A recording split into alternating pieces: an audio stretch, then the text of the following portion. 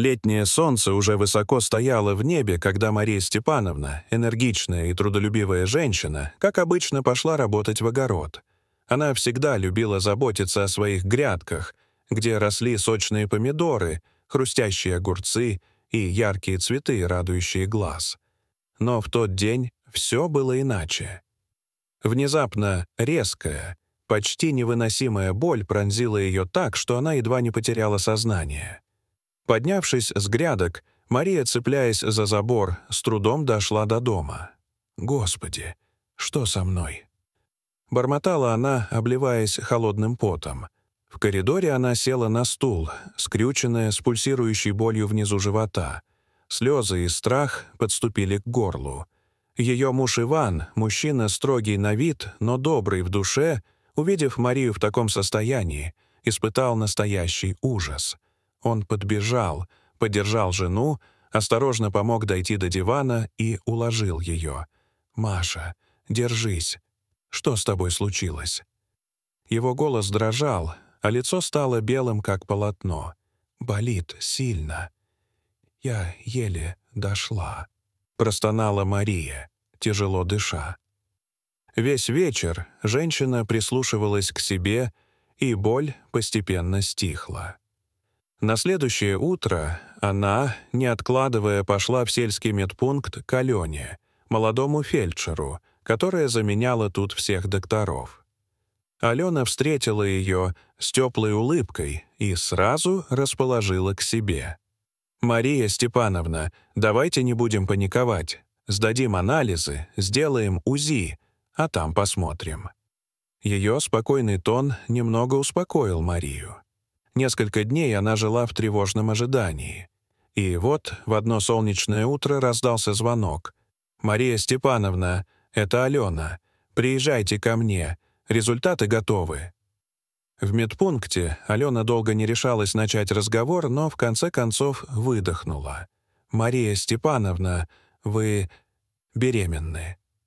В комнате повисла звенящая тишина, был слышен лишь стук часов. Мария побледнела, глаза ее расширились. «Что? Этого не может быть. Мне почти 60». Алена кивнула. «И это двойняшки». Сначала Мария подумала, что это ошибка, что анализы перепутали. Но повторные исследования подтвердили. Чудо произошло именно с ней. Ее мир рухнул. Она не представляла, как скажет об этом мужу. Но Иван воспринял новость мужественно, хотя было видно, что он потрясен. «Ну что, Маша, значит, Бог послал нам испытание. Пройдем его вместе». С тех пор супруги стали ходить в сельскую церковь, молились и старались поддерживать друг друга. Мария переносила беременность тяжело. Мучил токсикоз, сильно отекали ноги, головокружения становились все чаще. Но каждое УЗИ приносило надежду. Малыши были живы. Мария много думала о том, как изменится их жизнь. По вечерам она выходила на крыльцо, чтобы вдохнуть запах нагретой солнцем земли, прислушаться к пению птиц. Она говорила с Богом шепотом, просила дать сил выносить детей и сохранить их здоровье. А Иван чинил старую коляску, хранившуюся на чердаке, еще с тех времен, когда родилась их первая дочь. Он мыл ее, смазывал колеса, поправлял скрипящие детали, стараясь не думать о возрасте и страхах. Больше всего Мария боялась рассказать об этом дочери Анне, которая давно уехала в город и жила там, едва сводя концы с концами. Но однажды Анна сама позвонила и сказала: «Мама, я приеду к вам на выходные». Когда она вошла в дом, ее взгляд сразу упал на округлившийся живот матери. «Что это?» Удивление сменилось злобой. «Ты совсем с ума сошла? В твоем возрасте рожать? Не рассчитывайте на меня, у меня своих проблем по горло». Эти слова пробили Марию насквозь. Ее тело обмякло, глаза закатились, начались сильные схватки. Иван в панике вызвал скорую, и Марию срочно увезли в районный роддом. Там, в стерильной операционной, на свет появились две недоношенные девочки.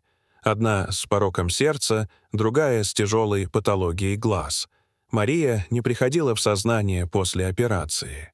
Врачи боролись за ее жизнь, но через несколько часов она умерла от обширного внутреннего кровотечения. Иван, сломленный горем, не смог смириться с потерей, замкнулся в себе и начал жить воспоминаниями о прошлом, словно провалившись в другую реальность.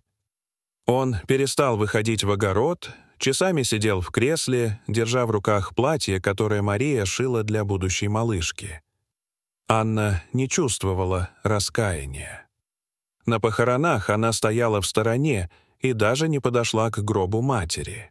Вскоре девочек передали в детский дом. Фельдшер Алена, не находя себе места от чувства вины, начала собирать документы, чтобы забрать детей. Своих малышей она иметь не могла, была врожденная патология. Поэтому Алена была уверена, что сможет вырастить этих девочек и дать им материнскую любовь, которой не хватило их настоящей маме. Но оформление опеки затянулось. Когда Алена пришла в детский дом через полгода, узнала, что у девочек уже есть приемная семья, обеспеченная пара, согласившаяся на лечение и воспитание больных младенцев. Алена почти потеряла надежду, но сотрудники детского дома предложили ей работу няней. Она согласилась без раздумий, понимая, это ее единственный шанс быть рядом с девочками. Алена переехала в дом приемной семьи, посвящая каждой девочке дни и ночи, рассказывая им сказки, напевая колыбельные, которые когда-то пела ее мама. Наташа и Олеся начали расти, учились держать голову, улыбаться, узнавать голос Алены. Она старалась окружить их заботой и теплом, не переставая молиться за их здоровье.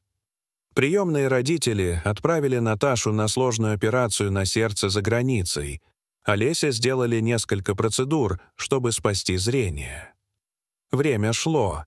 Девочки подрастали, учились говорить, ходить, радоваться жизни. В их комнате висели фотографии Марии. Алена рассказала им о настоящей матери, о том, как она мечтала о них и как любила.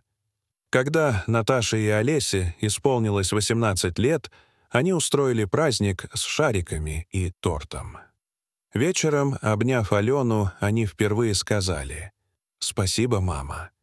В тот миг слезы счастья бежали по ее лицу. Через несколько месяцев Алена ощутила, как в ее собственном животе шевелится новая жизнь. Она поняла. Все, что случилось, было не случайно, через боли и испытания Господь привел ее к семье и настоящему счастью. А вечерний ветер, наполненный ароматом цветущего сада, казался ей знаком того, что все будет хорошо. Дорогие зрители, что вы думаете об этой истории? Расскажите, пожалуйста, в комментариях. А если вам понравилось это видео, то ставьте лайк и подписывайтесь на наш канал. До свидания.